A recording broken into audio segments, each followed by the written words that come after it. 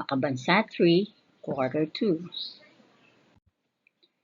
Ano ang ginagawa ng pamilya tuwing Pasko? A. Nagsisimba at nagkakasama. B. Nag-aaral. C. Nagtatanim ng palay. D.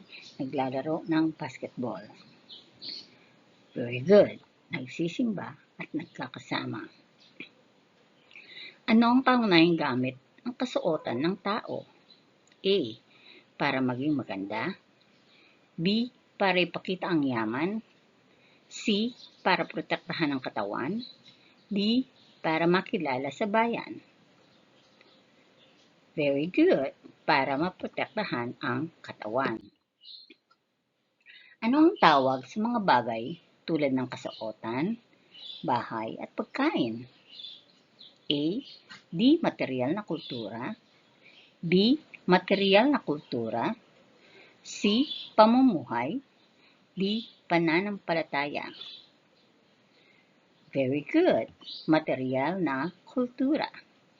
Ano ang tawag sa paniniwala, tradisyon at gawin ng tao? A. Material na kultura. B. Di material na kultura. C. Bahay kubo. Or D. Sayaw. Very good. Di material na kultura. Anong tawag sa pagkuha ng kamay at paglalagay nito sa noo bilang pagpapakita ng paggalang? A. Pagbati. B. Pamamanhikan. C. Pagmamano. D. Pasasalamat. Very good. C. Pagmamano. Alin sa mga ito ang tradisyonal na bahay sa Pilipinas?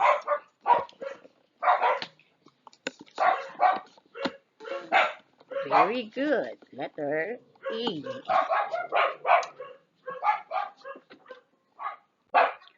Ano ang pangunahing kabuhayan ng mga nakatira sa tabing dagat? A. Pagtatanim ng palay.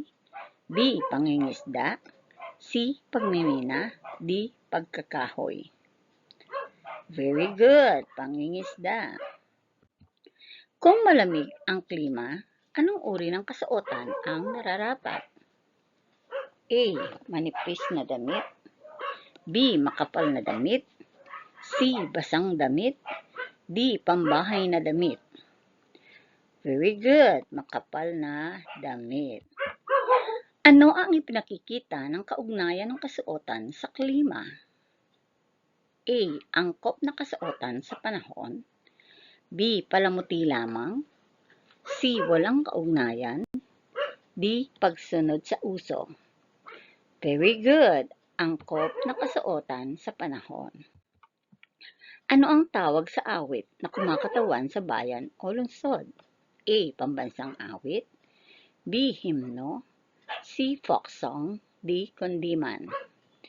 Very good. Himno. Ano ang tawag sa sagisag o logo ng isang lungsod o lalawigan? A. Tatak. B. Bandila.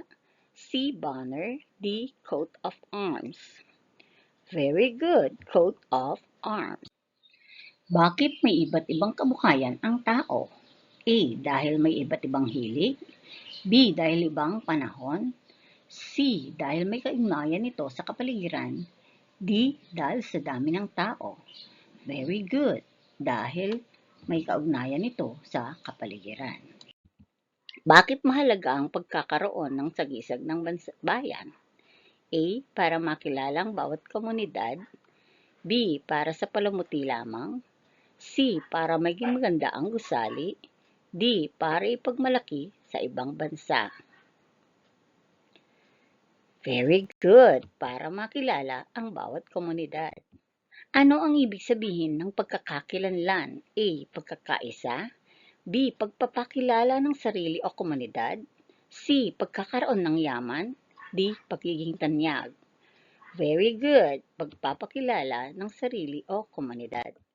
Sino ang tinatawag na bayaning lokal? A. Bayaning nakilala sa buong bansa. B. Bayaning mula sa sariling bayan o lalawigan.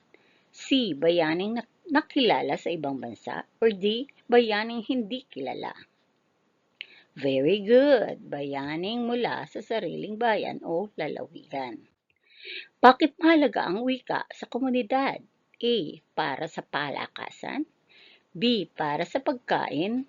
C. Para sa pagkakaunawaan. D. Para sa kasuotan. Very good. Para sa pagkakaunawaan. Sino sa mga ito ang bayani ng Pampanga? A. Jose Rizal. B. Andres Bonifacio. C. Jose Abad Santos. Or D. Emilio Aguinaldo. Very good. Jose Abad Santos. Alin sa mga ito ang halimbawa ng sining at crafts? A. Pagdarasal.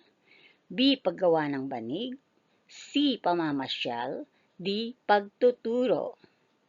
Very good. Paggawa ng banig. Alin sa mga sumusunod ang tradisyonal na pagkain? Very good. Letter D. Ano ang tawag sa pagsasama-samang hapunan ng pamilya upang ipagdiwang ang Pasko? A. Noche Buena. B. Kaugalian. C. Pista. D. Pamahiin. Very good. Noche Buena. Anong gamit ang family tree? A. Makilala ang magulang lamang. B. Makita ang lahi o pinagmulan ng pamilya. C. Gawing proyekto. Or D. Pandekorasyon. Very good. Makita ang lahi o pinagmulan ng pamilya. Bakit mahalaga ang pagpapahalaga sa tradisyon ng pamilya? A. Upang makalimutan ang kultura. B. Upang maipagpatuloy at mapanatili ang kultura. C. Para lamang sa kasayahan. D. Para maging tanyag. Very good. B. Upang maipagpatuloy at mapanatili ang kultura. Ano ang tawag sa larong ginagamitan ng tsinelas at lata? A. Piko. B. Tumbang preso. C. Loksong tinik. D. Sungka. Very good. Tumbang preso. Ano ang tawag sa musika o awit ng mga ninuno? A. Kundiman. B. OPM. C. Hip-hop. D. Rock. Very good. A. Kundiman. Ano ang isa sa paraan ng pagpapakita ng pagpapahalaga sa kultura? A. Pagwawalang bahala. B. Pagmamana ng tradisyon. C. Pag-aaway. D. Pag-iwas. Very good. Pagmamana ng tradisyon. Anong halimbawa ng salitang lokal sa Pampanga? A. Malaos Kopu. B. Mabuhay. C. Maayong buntag. D. Kamusta. Very good. A. Malaos Kopu. Kung ikaw ay gagawa ng sariling proyekto para ipakita ang kultura ng inyong lugar, alin ang pinakamainam? A. Paggawa ng larawan ng inyong pamilya. B. Pagkopya ng gawa ng iba. C. Pagpapakita ng tradisyonal na laro o pagkain sa inyong klase. D. Pag-iwas sa mga kaugalian. Very good. C. Pagpapakita ng tradisyonal na laro o pagkain sa inyong klase. Ano ang kahalagahan ng kasuotang Pilipino tulad ng barong at barot saya? A. Nagpapakita ng kultura at pagkakakilanlan.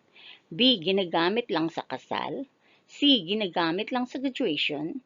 D. Walang kahulugan. Very good. A. Nagpapakita ng kultura at pagkakakilanlan. Bakit mahalaga ang paglalaro ng tradisyonal na laro? A. Nakakapagod. B. Para lamang makipag-away. C. Nagbibigay saya at pagkakaisa. D. Nagsasayang ng oras. Very good. C. Nagbibigay ng saya at pagkakaisa. Anong proyekto ang maaaring gawin gamit ang recycled materials? A. Banig. B. Poster. C. Basket mula sa papel. D. Tula. Very good. Basket mula sa papel.